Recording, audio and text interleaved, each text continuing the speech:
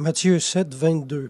Plusieurs me diront en ce jour-là, Seigneur, Seigneur, n'avons-nous pas prophétisé par ton nom?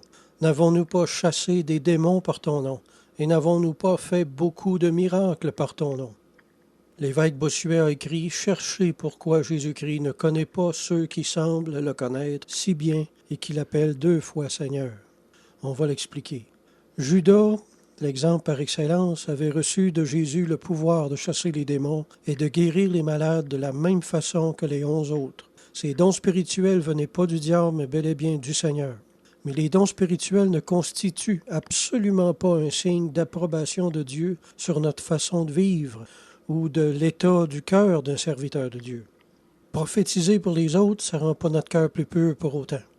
Il est question dans ce passage de ceux qui vont avoir bien commencé à servir le Seigneur, mais qui ont perdu l'approbation de Dieu sur leur vie à cause du péché.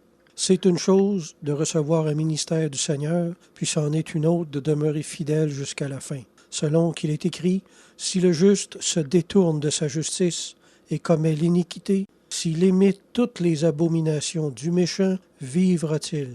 Toute sa justice sera oubliée parce qu'il s'est livré à l'iniquité et au péché. À cause de cela, il mourra. Ézéchiel 18, 24. Et c'est exactement de ces mêmes personnages ici là, que Jésus parle. Le sens de la justice du Seigneur n'a pas changé avec le temps. Dieu demeure le même et sa justice aussi. Si vous n'êtes pas bien avec ça, je vous encourage à prier puis de vous faire expliquer ces passages-là par le Seigneur lui-même. Vous pouvez aussi ne pas prier du tout, prendre ce passage d'Ézéchiel et le mettre directement à la poubelle pour la raison qu'il a été écrit sous l'Ancienne Alliance, par exemple. Vous êtes libre de le faire, tout comme vous êtes libre de jouer à la roulette russe aussi. Soyez bien certain de ce que vous faites. Posez-vous la question, la même question qu'Ézéchiel. Si le juste se détourne de sa justice et imite le méchant, vivra-t-il? Oui, est-ce que je vivrai quand même? Serais-je sauvé quand même? Grave question que celle-ci, pas vrai, mes amis? Bien insensé celui qui refuse de se la poser.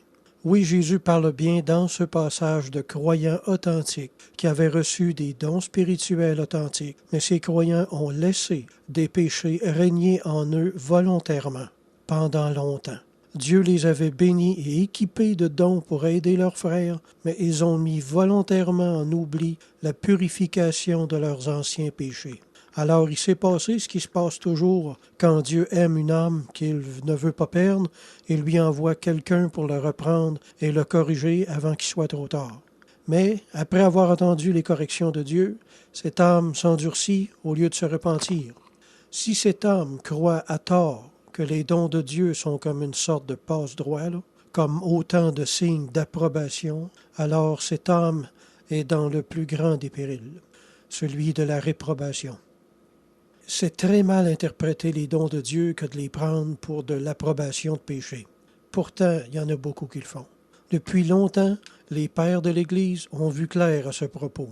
Saint Jérôme a écrit « Prophétiser, faire des miracles, chasser les démons n'est pas toujours l'effet des mérites de celui qui opère ces prodiges.